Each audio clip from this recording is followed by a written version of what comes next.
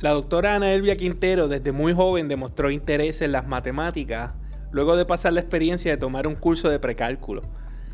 Eso la llevó a una trayectoria de más de 30 años, no solamente en la academia, sino también en el sector de política pública, incluyendo el Departamento de Educación. Tenemos que parar de promulgar el miedo hacia las matemáticas. Esa es una de las recomendaciones más interesantes que surgen en la conversación con la doctora Ana Elvia Quintero en nuestro primer episodio de Conciencia en su segunda temporada. Antes de seguir, queremos agradecer la gran acogida que ha tenido nuestra primera temporada, donde conversamos con expertos en áreas de ciencia, tecnología e innovación. Esta segunda temporada no es para nada diferente. Hoy conversamos sobre el mundo de las matemáticas, más allá de simplemente fórmulas y ecuaciones. Estamos hoy hablando con la doctora Ana Elvia Quintero, profesora del Departamento de Matemáticas de la Universidad de Puerto Rico, a quien le doy la más cordial bienvenida, profesora. Okay, bienvenida. Buenos días y gracias por la invitación. Es un gusto tenerle y como le decía, ¿verdad? Fuera de cámara nos parece muy importante que tengamos estas conversaciones sobre desmitificar temas y particularmente pienso que las matemáticas suelen aterrar. Aterrar, sí. Eso lo veo con los estudios. A la gente. Sí, a mí particularmente ya usted ha escuchado 2 o 3 historias en 15 minutos, pero se nos dan las matemáticas naturalmente a todas las personas. ¿Estamos todos capacitados para hacer matemáticas o hasta qué nivel? Yo diría que sí, ¿verdad? Claramente hay personas que tienen más habilidad y tú lo notas de los nenes chiquitos, ¿verdad? Yo lo con mis hijos, yo tengo 4 hijos y veo la diferencia entre unos que enseguida entendían y otros que le tomaba más tiempo. Pero una vez tú explicas bien, todos pueden llegar hasta cierto nivel. No es que todos van a ser matemáticos, ¿verdad? Uh-huh. Pero sí todos pueden entender la matemática que necesitan para su vida. ¿En qué sentido es responsable o es lógico decir, mira, todo el mundo puede hacer matemática, pero algunas no? O sea, tiene que ver con el desarrollo cerebral, tiene que ver con el hogar, la familia. Bueno, mira, hay algo genético. Yo creo que hay algo genético, ¿verdad? Hay gente que tiene más talento para la matemática. Ahora, todo el mundo, si tiene, ¿verdad?, la enseñanza apropiada, yo creo que puede hacer matemática. Claro, el hogar, pues, es un factor, ¿verdad? Porque como los padres promueven el interés en una disciplina o el miedo. O sea, yo tengo estudiantes que a veces me dicen que sus propios papás le dicen que ellos no son buenos para matemáticas. Pero hay un miedo a la matemática bastante general y tú puedes notar que si tú trabajas con estas personas en una forma que ellos entiendan, van perdiendo el miedo. O sea que la educación es primordial, ¿verdad? Que se dé de una forma que ayude a los estudiantes a perder el miedo a la matemática. ¿Cómo podemos abordar eso de manera inmediata o a corto plazo? Hay varias cosas, ¿verdad? Yo creo que en general la matemática no se enseña bien porque se enseña mucha fórmula, mucha cosa mecánica. Y entonces el estudiante no sabe ni lo que está haciendo, ¿verdad? Y claramente si tú no sabes lo que estás haciendo, le tienes miedo. Así es que parte es hacer la matemática partiendo de contexto, ¿verdad? Esa es nuestra teoría, que hay que partir de situaciones reales de manera que el estudiante entienda de dónde salen los conceptos matemáticos.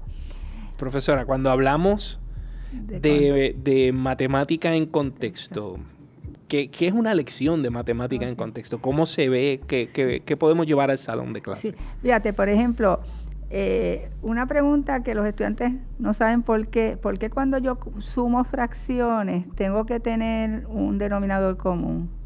Bueno, pues tú puedes poner eso en contexto, por ejemplo, de la cocina.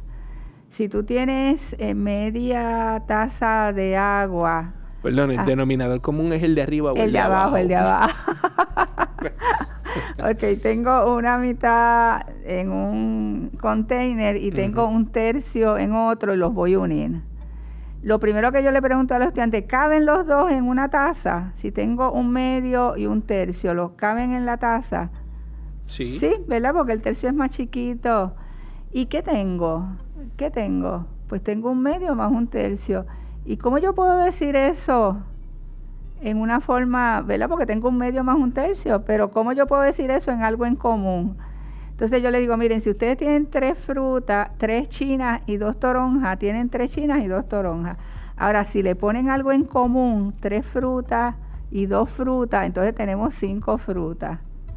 Así que lo mismo en las fracciones. Si yo las expreso entonces en el mismo denominador, pues entonces tengo el mismo tipo de fracción y entonces las puedo sumar, ¿verdad? O sea que ahí tendría que cambiar la nomenclatura para poder entonces el medio tener pues son 3 sextos y un tercio son 2 sextos, así es que ahora puedo unirlas y tener 5 sextos. Pero parto de una situación real para que ellos vean por qué es que necesito el denominador común. Entiendo. Otro ejemplo es con los números negativos y positivos. Por ejemplo, una analogía que hacen en matemática en contexto son los números, dicen el mar es el 0. Ah, ese es el nivel. Ese es el nivel del mar. Así es que los números que son secos son los positivos que están sobre el mar y los mojados son los negativos. Okay. Entonces, pues ahí ellos ven también que los negativos, mientras más grande, por ejemplo, -5, pues es más abajo. Así que estás más hundido. Más en la profundidad del océano. En la profundidad del... Así es que esos son algunos ejemplos, ¿verdad? Pero en general tú puedes siempre, cualquier concepto matemático, tú puedes buscar una situación en el mundo real donde ellos vean ese concepto, ¿verdad? Con algo que ellos entiendan que... No sé si esto es matemática en contexto, pero en mi casa funciona y vuelvo a traer a mi hija que me va a desheredar cuando escuche este episodio y dice, ya sé. Pero no, o sea, no tenías otro ejemplo, no podías decir que era otra persona. Pero cuando estaba aprendiendo a sumar y a restar, básicamente lo que hicimos en casa fue que pegamos un masking tape en el piso. Y entonces pusimos, ¿verdad? Le pusimos los grados, ¿no? 1, 2, 3, 4, 5, 6, hasta el 10, de una forma bastante amplia. Y que ella entendiera que en esa recta numérica, cuando se sumaba, se iba entonces a la izquierda y cuando se restaba se iba a la derecha.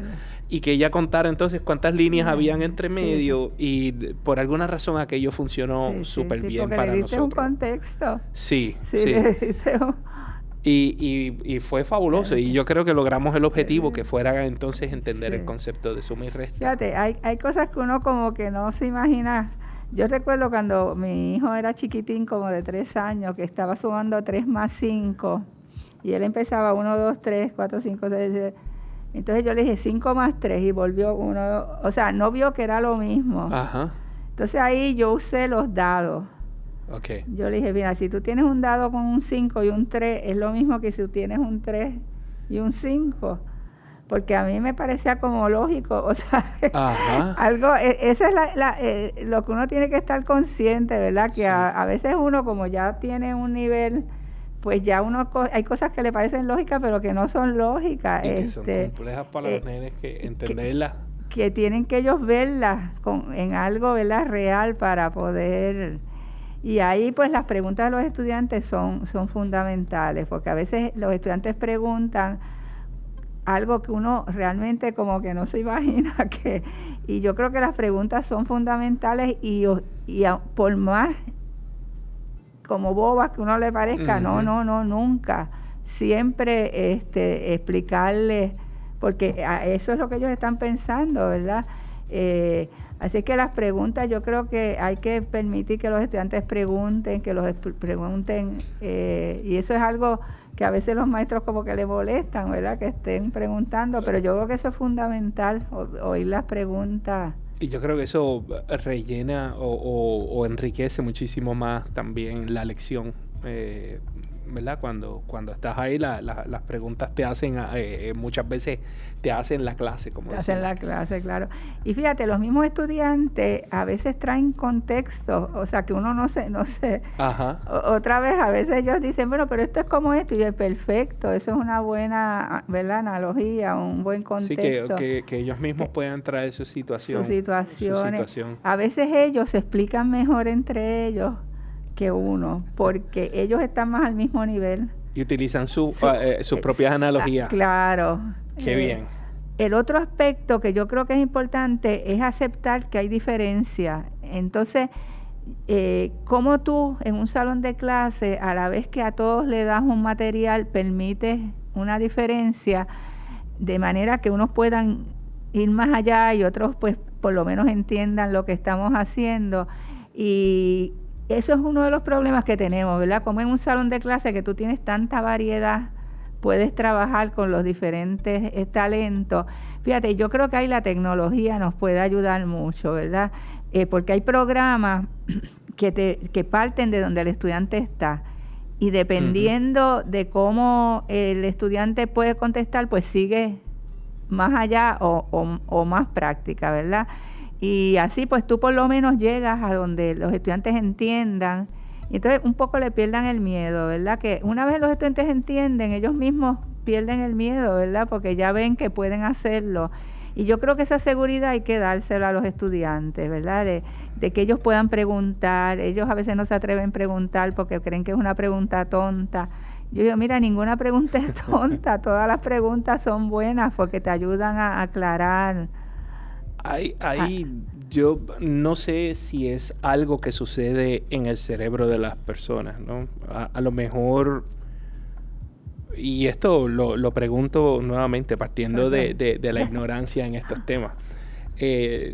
¿Hay algo en el desarrollo del cerebro de las personas que está tal vez más desarrollado o está más listo, mayor cantidad de sinapsis cerebral o desarrollo del lóbulo frontal para unos que pueden entender conceptos matemáticos bien temprano versus otros que no? Que se tardan más.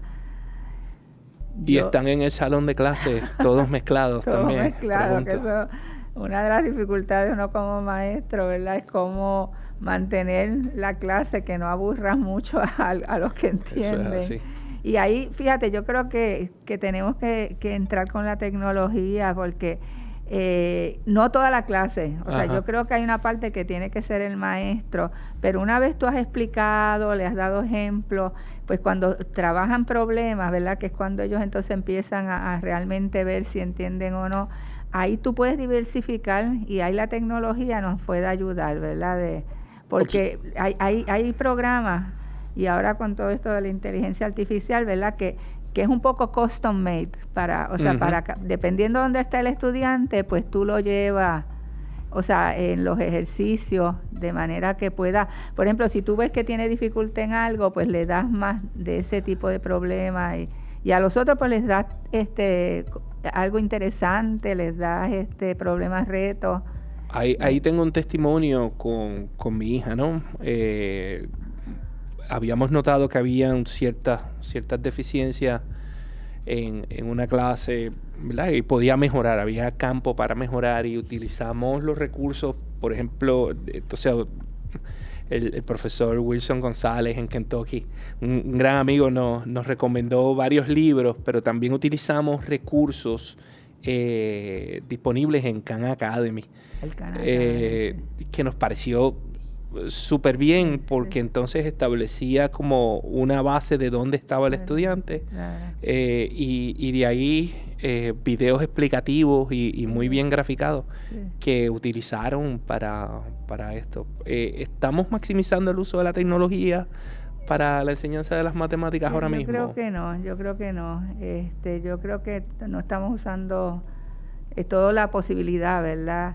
O sea, yo no digo que nos vayamos toda la tecnología, porque yo creo que la parte de la explicación, la cosa personal, yo creo que es bien importante, pero un poco desarrollar, porque tú primero tienes que entender, pero luego tienes que trabajar problemas para ver las diferentes formas en que ese concepto se da, ¿verdad? Y ahí en esa parte es que yo creo que la tecnología podía ayudar y no la estamos usando tanto como se podría. Ahí viene mi pregunta entonces. ¿Estamos enseñando matemáticas de la manera más efectiva, más adecuada, más eficiente para los jóvenes que tenemos hoy en día? Sí, yo no creo ni para los de hoy ni los de ayer. Bueno, fíjate, como yo te decía ahorita, la matemática se enseña mucho como reglas. Uh-huh. Tú haces esto, tú haces aquello, pero los estudiantes no saben por qué están, o sea, no entienden por qué esas reglas, ¿verdad? Y entonces las reglas son fáciles de olvidar. Y entonces tú tienes, por ejemplo, yo tengo este ejemplo que en una clase en la universidad, yo pregunté que qué era más grande, 3 séptimos o 5 séptimos. Ajá. Para mi sorpresa, casi la mitad de la clase dijo 3 séptimos. Y yo, pues, una de las cosas que uno debe hacer es no mostrar cómo... mantenerse con cara de jugador de póker. Sí, exactamente. Y yo les dije, ¿y por qué 3 séptimos es más grande que 5 séptimos? Y entonces me dijeron, porque las partecitas, mientras más grande el número, más chiquitas son las partecitas. Bueno, ellos estaban usando la regla del denominador, ¿verdad? Mientras mayor el denominador, más chiquitas son las partecitas. Se lo estaban aplicando al numerador. Porque ellos aprendieron esa regla, pero no sabían por qué. Así es que yo les dije, dibújalo. Y entonces cuando lo dibujaron, pues se dieron cuenta, ¿verdad? Que 5 séptimos es más que 3 séptimos. Pero es eso de que como tú aprendes las reglas y no sabes ni bien para qué, ni para dónde, ni cuándo, pues entonces las mezclas, y por eso es que hay tanta dificultad con la matemática, ¿verdad?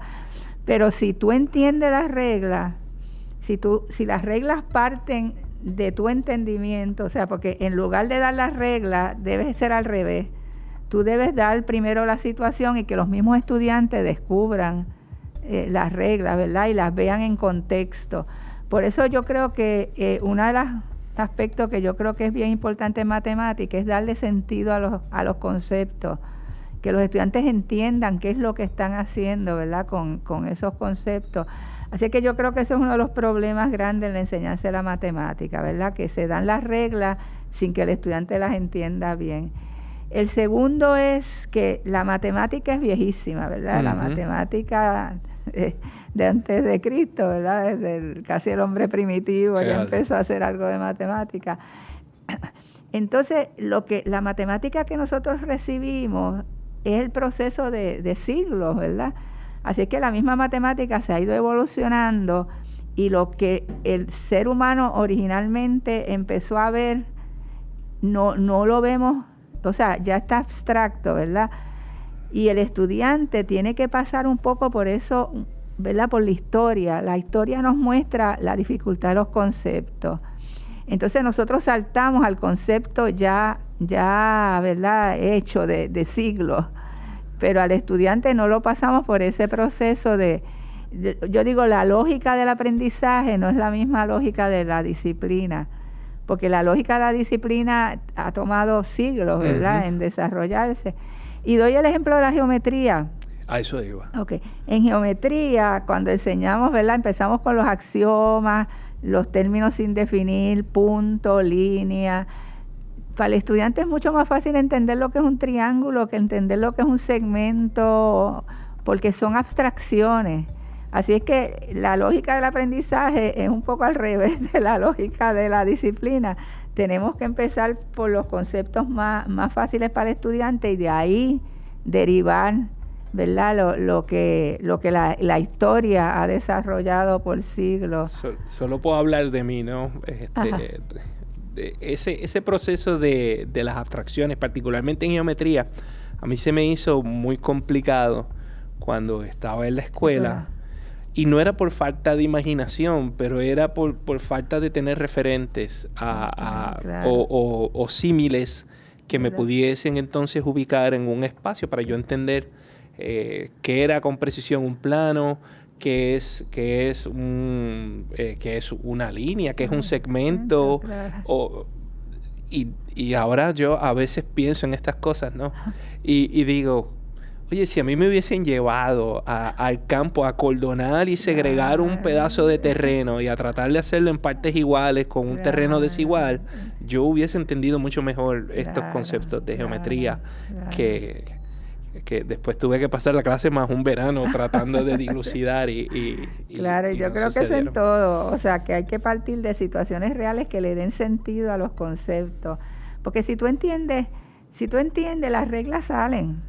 O sea, una vez tú entiendes la situación, pues las reglas siguen, pero si das las reglas sin entender, pues ¿verdad? Se turba todo el estudiante con tantas reglas. Yo creo que es como todo, que necesitamos entender el porqué de todas las cosas que estamos haciendo y no estamos explicando el porqué. Sí, yo creo que esto de la matemática, quizás la matemática, por ser una disciplina más abstracta, pues esto se da más, pero yo creo que en todas las disciplinas hay que partir de situaciones que el estudiante entienda para poder, o sea, que no solo es la matemática, o sea, en todas las áreas, de situaciones que le interese. Y fíjate, eso lo hemos visto nosotros hace años. Empezamos a trabajar con la escuela Antonio S. Pedreira en Puerto Nuevo y trabajamos dos aspectos. Uno es que es una escuela elemental. El currículo es integrado. O sea, en otras palabras, hay un tema, por ejemplo, y el tema lo escogen los estudiantes. Qué bien. Por ejemplo, a los nenes les encantan los dinosaurios. Así que eso es un tema que surge a menudo. Pues a través de los dinosaurios, entonces los cuentos de español pues son de los dinosaurios. La ciencia empiezan a hablar sobre el cambio que llevó, ¿verdad? Que los dinosaurios desaparecieran, y ahí se ve la cuestión de los cambios, ¿verdad? Que hoy día están pasando también. Cambios climáticos. Los cambios climáticos. En matemática, entonces pues se buscan problemas. O sea, y eso hace que el estudiante, como ve las cosas integradas a algo que le interesa, pues aprende bien y la escuela sale bien en las pruebas. Producen, además de las pruebas, producen artefactos, porque yo veo que esto sería muy práctico. Por ejemplo, si al final la misión de todo el grado fuese producir un libro de texto sobre dinosaurios, escrito por solamente los estudiantes del sexto grado de tal escuela. Yo lo veo de ese modo y pienso que sería como que la culminación y la integración de todo el conocimiento que tienen, ¿no? ¿Se está llevando a cabo este modelaje en otras escuelas? Ese modelo en algunas escuelas se ha imitado, pero eso es un problema que tiene el departamento, ¿verdad? Hay escuelas buenas, hay escuelas muy buenas, pero esas escuelas, en vez de usarse como modelos, ¿verdad? ¿Qué están haciendo esas escuelas que otras escuelas? Eso no se hace, y nosotros tratamos de que la Pedreira se usara como modelo para otras escuelas, y algunas escuelas lo integraron, pero fue algo más bien externo. O sea, el departamento como que nunca, ¿verdad?, ha trabajado en esa forma, que yo pienso que es la ideal, ¿verdad? Si tú tienes algo que te está funcionando, pues mira, vamos a replicarlo, o sea, y hay escuelas buenas, o sea, hay escuelas muy buenas. De hecho, nosotros ahora, yo trabajo con la revista de la Asociación de Maestros, y tenemos el proyecto de identificar escuelas que están funcionando, hacer artículos sobre ellas, hacer como una biblioteca de escuelas exitosas, ¿verdad?, que puedan ser utilizadas por otras escuelas. Porque si en el mismo sistema hay escuelas buenas, pues hay algo que se puede hacer, o sea, no. Yo creo que hay, ¿verdad?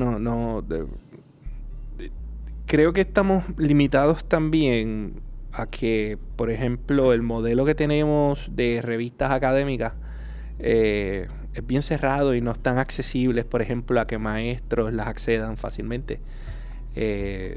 Uno se encuentra con que un artículo científico, para poder leerlo completo, tienes que pagarle a la publicación $60 por un artículo científico. Entonces, yo creo que eso nos está limitando también en eso.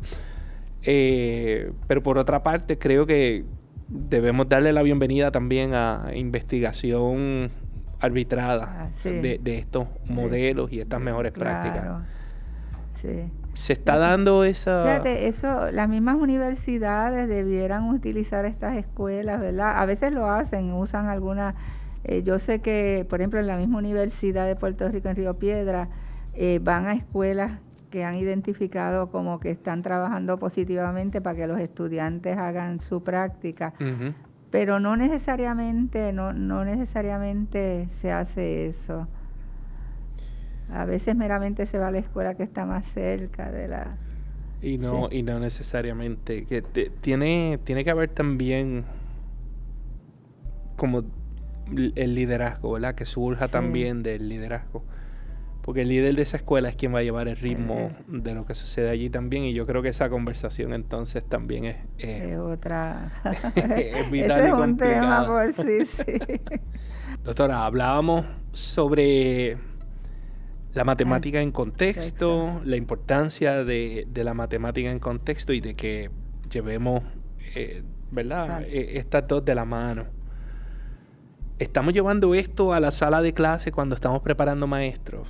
Fíjate, yo creo que eso es uno de los problemas grandes, que en la preparación de maestro todavía se sigue lo tradicional, o sea, se sigue el currículo general y a los mismos maestros no se les enseña lo de la matemática en contexto, que yo creo que es fundamental. Y lo otro es lo de lo que yo decía ahorita, la lógica del aprendizaje. Uh-huh. No es la misma lógica de la matemática. Y eso es algo que yo creo que no se ha enseñado muchas veces en la universidad. Entonces, pues, se repite, ¿verdad? La misma situación. Así que yo creo que parte del problema es las mismas universidades, ¿verdad? Que siguen preparando a las personas para el currículo actual. Y entonces, pues, se continúa.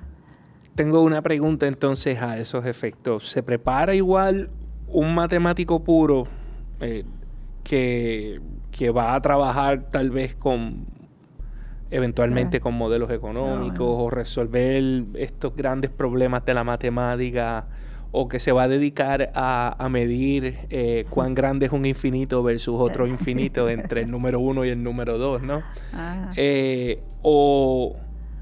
O eso no es lo que hace un maestro cuando va a prepararse a la escuela para la enseñanza de las matemáticas? Bueno, es diferente, ¿verdad? Porque al matemático se le piden más cursos. Ahora, muchos de los cursos que le dan de matemática a los futuros maestros son los cursos de matemática tradicionales, ¿verdad? Lo de álgebra lineal, y eso está bien, ¿verdad? Yo creo que ellos deben un poco tener cierto conocimiento de la matemática pura, pero yo creo que falta más la parte de pedagógica, de cómo enseñar en la matemática, y que los mismos cursos que se les da a ellos de matemática sea un ejemplo de lo que ellos deben hacer, porque a veces se les da un curso de matemática a ellos, pero se sigue el mismo proceso, la parte algorítmica, y entonces pues lo que siguen. Fíjate, hay estudios que muestran que el maestro sigue más el ejemplo de los cursos que tomó en el área que los de metodología. Uh-huh. O sea, que si a él le enseñaron la matemática algorítmica, aunque en el curso de pedagogía le digan que tiene que ir de lo concreto, etcétera, pues él sigue más el ejemplo de lo que le enseñaron la matemática. O sea, que los mismos cursos de matemática para futuros maestros yo creo que deben ser un poco diferentes. Aunque déjame decirte que el estilo de enseñanza yo pienso que debe ser igual para los mismos matemáticos, uh-huh, ¿verdad?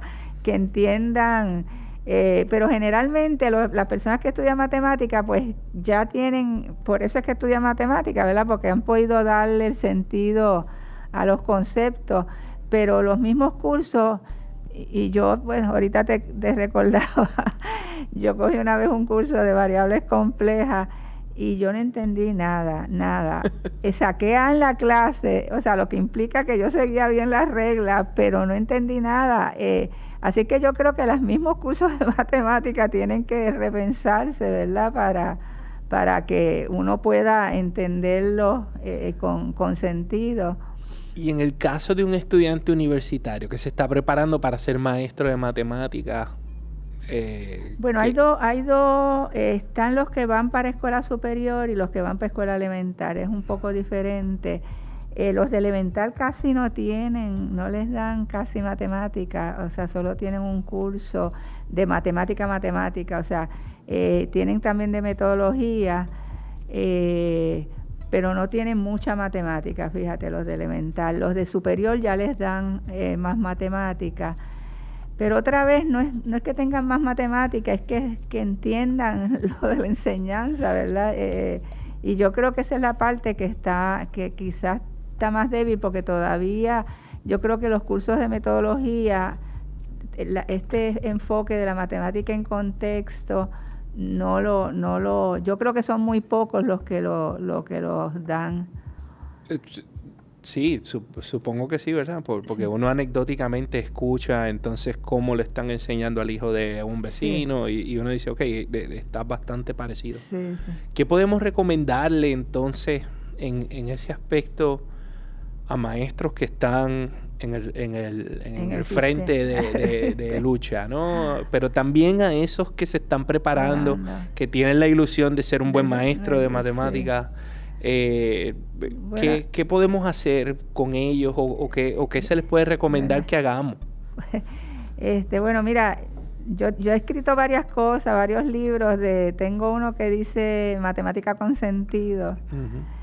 Es de la editorial de la universidad. Y fíjate, ahí yo explico ambas cosas, ¿verdad? Explico lo de la matemática en contexto, pero también explico lo de la lógica, que la lógica del aprendizaje no necesariamente es la lógica de la disciplina.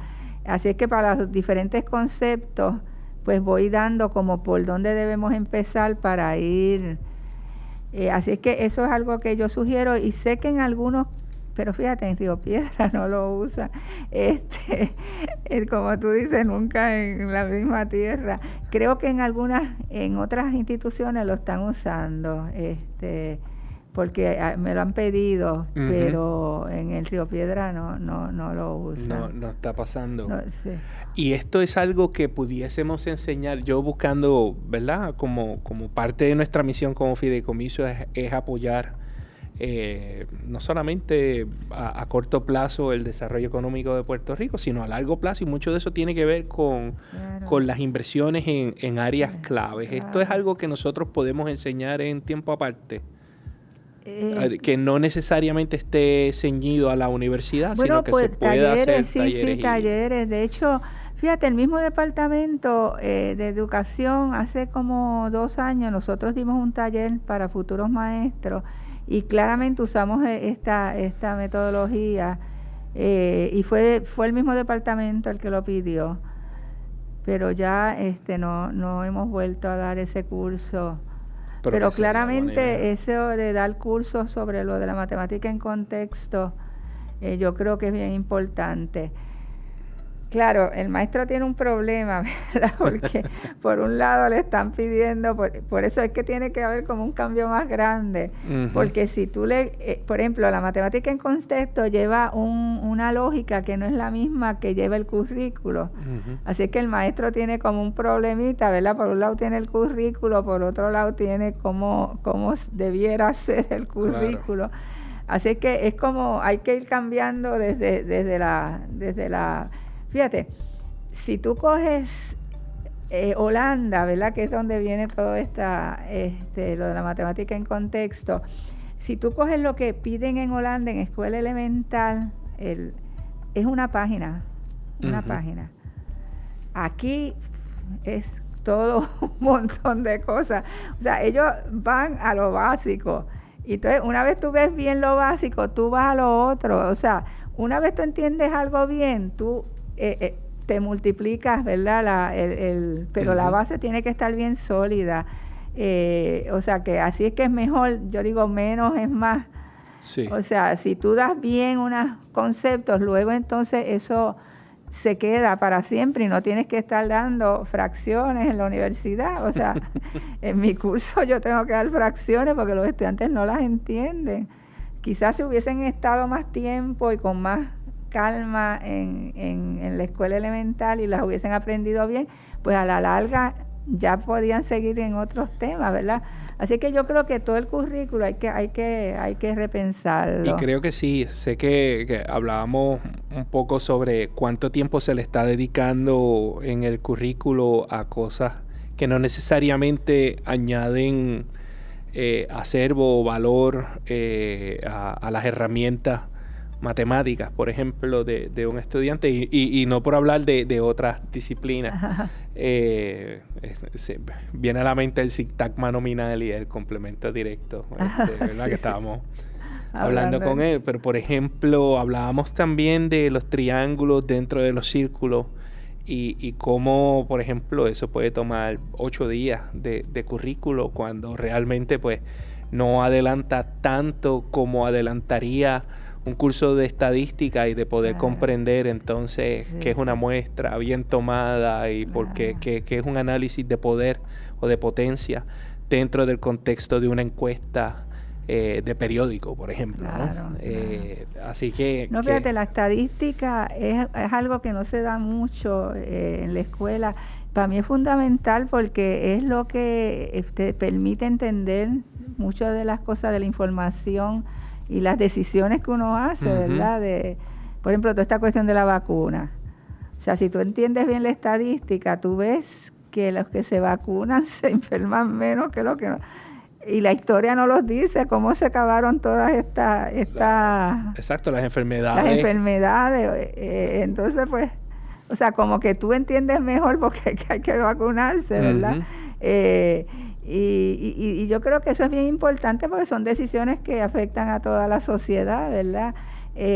Así que yo daría más énfasis a la estadística, fíjate, en la enseñanza de la matemática, y además a través de la estadística tú enseñas matemática y le das sentido, ¿verdad? Lo que es una proporción, lo que es un %, o sea, ahí tú le das sentido a lo que estás aprendiendo. Tengo entonces una pregunta que surge de como pie forzado, ¿verdad? Es ¿por qué nos toma tanto cambiar políticas educativas? Y eso a lo mejor le estoy tocando un tema sensible, ¿verdad? Me puede dejar saber. No, mira, de hecho aquí yo estoy leyendo un libro que dice lo difícil que es cambiar las universidades. Es contradictorio, ¿verdad? Porque en un sentido la gente de la universidad se supone que sean la gente más crítica y son muy críticas, pero no de lo que ellos hacen. Cambiar algo en la universidad te digo que es bien difícil. Así es que yo creo que tenemos que empezar a mirarnos nosotros mismos, ¿verdad? Y ser un poco más críticos de lo que hacemos. Y empezar a ver, mira, esto no está funcionando, vamos a buscar otra alternativa. Pero fíjate, yo creo que, no sé si eso es solo en Puerto Rico, ¿verdad? Pero por este libro parece que en muchos lugares. Nosotros somos bien críticos, nos pasamos criticando, ¿verdad? Pero entonces cuando alguien trae algo nuevo, no, enseguida lo rechazamos. Vamos a tratarlo, vamos a hacer, ¿verdad? Vamos a repensar algunas de las cosas que hacemos, pero cambiarlas, no meramente criticarlas. Claro. Y yo creo que eso es algo que tenemos, ¿verdad? Que debemos como hacer una reflexión. Mira, esto está funcionando aquí, ¿por qué no lo tratamos a ver si funciona? Pero las universidades son bien difíciles de cambiar. Yo creo, ¿verdad? Y esto es una opinión muy personal, es o sea, creadas en el siglo XIII, ¿no? Toma tiempo porque hay muchas tradiciones que están afianzadas ahí y cómo eso cambia, pues, es tela para otro tema. Otro tema, sí, eso no puede coger otra.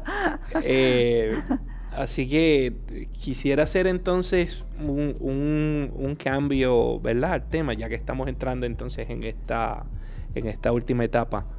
La belleza de las matemáticas. Sí.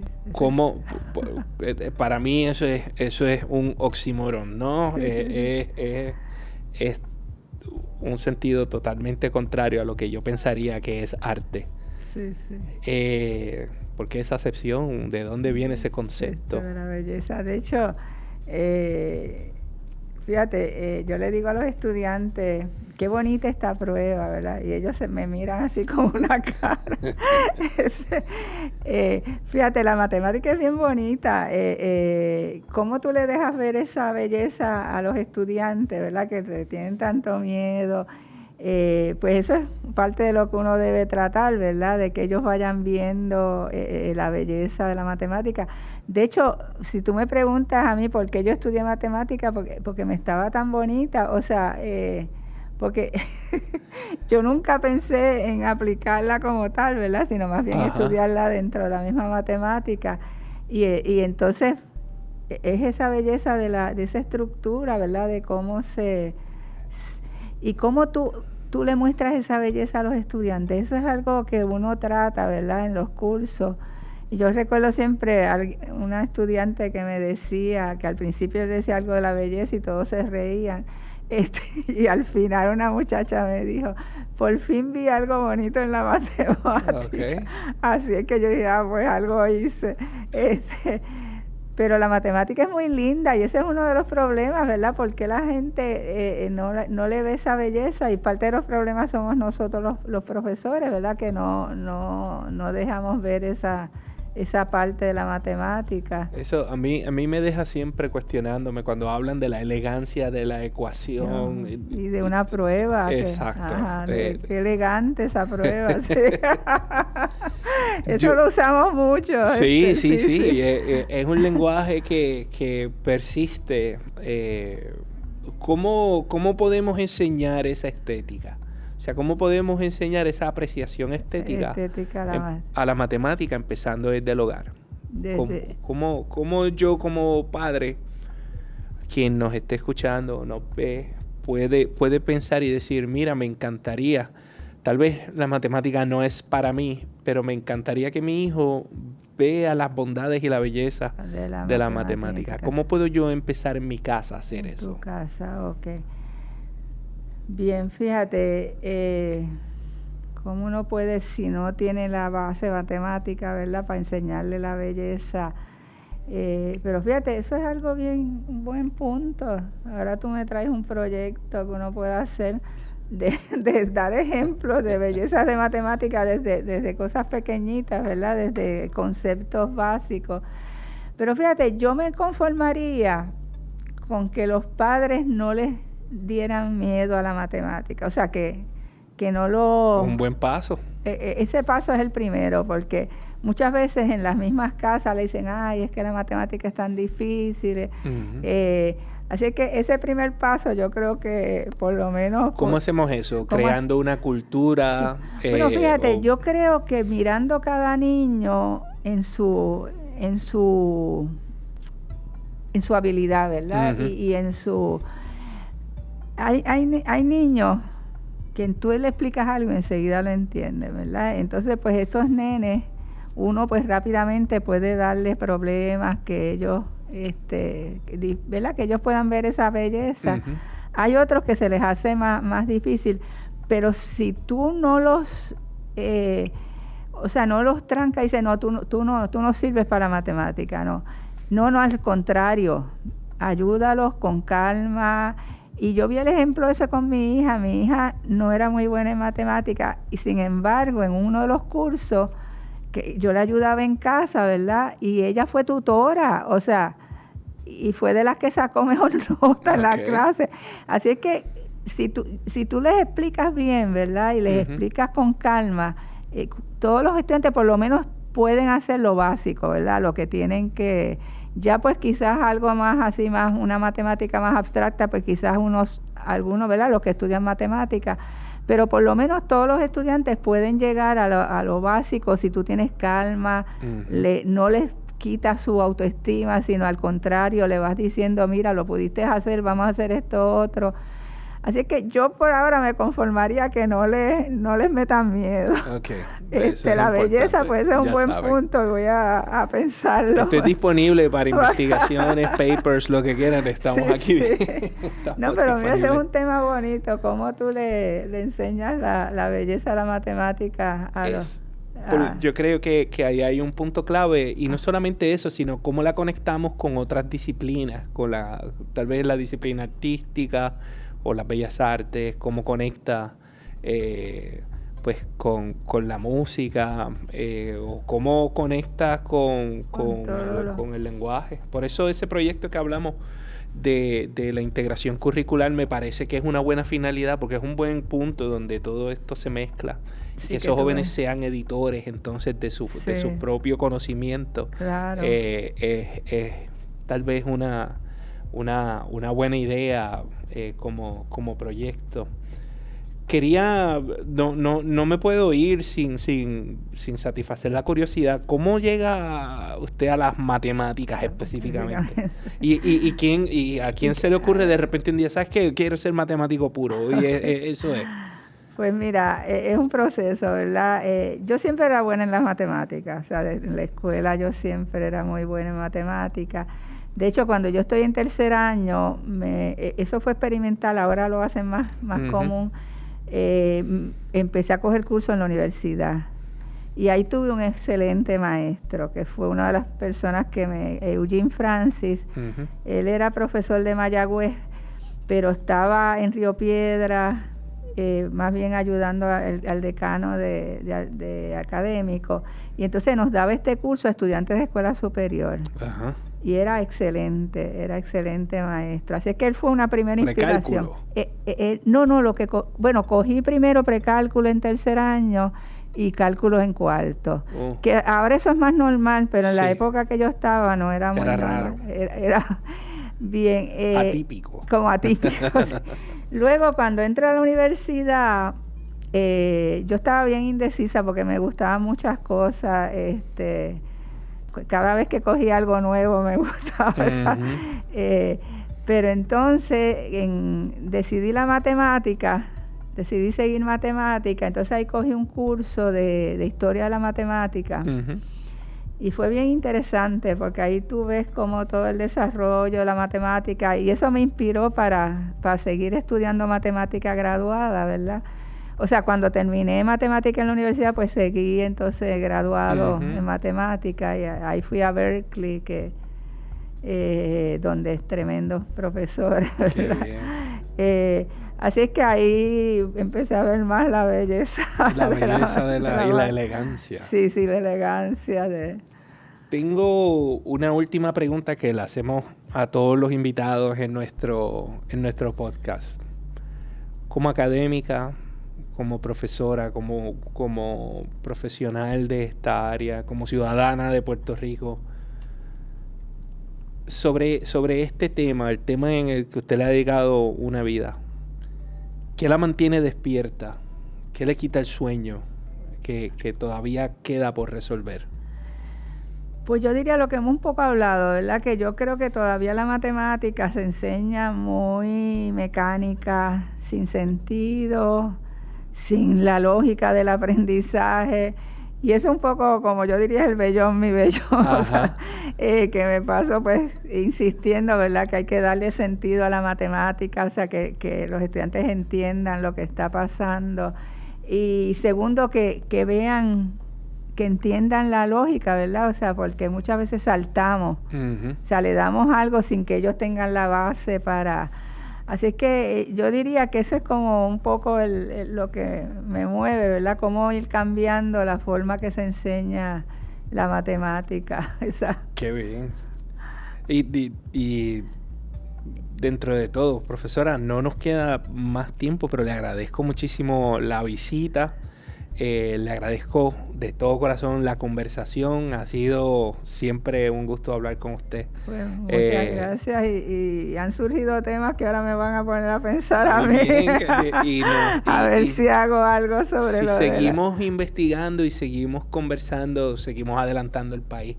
Y es parte de nuestra misión. Entonces aquí no solamente individual, ¿verdad? Sino como organización, es parte de lo que queremos hacer desde el Fideicomiso para Ciencias, Tecnología e Investigación de Puerto Rico. Fíjate, no sé si puedo decir algo más, pero adelante, claro. Recuerdo siempre un profesor de química que me dijo que él entendió el cálculo cuando lo empezó a usar en la química. O sea, que ahí muestra lo del contexto. O sea, cuando él tuvo un contexto, ahí fue que entendió... No vayamos lejos, lo mío no es tan sofisticado, pero yo cuando me mudé solo y tenía que empezar a colgar cuadros equidistantes, empecé a entender las fracciones y una cinta métrica. Okay. Pero esa conversación la dejamos para luego. Muchísimas gracias. No, pues mucho gusto. Nos vemos entonces en una próxima ocasión, profesora. No, cuando encuentre cómo enseñar la belleza. Vamos a hacerlo. Yo me apunto para esa investigación, okay. Así que sí, definitivamente sí. Bien. Y ustedes, amigos, manténganse conectados a Conciencia, el podcast, donde seguimos con más conversaciones sobre tecnología, ciencia e innovación en Puerto Rico. En nuestro próximo episodio hablaremos del mágico mundo de la química y cómo interconecta con nosotros, y estaremos hablando hasta de baterías y energía renovable, así que no se lo pierdan. Nos queda de este episodio la idea de que primero, debemos parar los miedos sobre las matemáticas, y segundo, la importancia de enseñar las matemáticas en un contexto con el que los estudiantes, tanto en escuela elemental como en escuela superior y la universidad, se puedan relacionar con él. Conectar la matemática con la vida diaria es la clave para perder el miedo y tener estudiantes que aprovechen mucho mejor la experiencia de la enseñanza de las matemáticas, que como bien sabemos, tienen su belleza y su elegancia. Este ha sido otro episodio de Conciencia, ahora en su segunda temporada. Gracias por estar con nosotros. Manténganse conectados a la conversación y nos vemos en una próxima ocasión.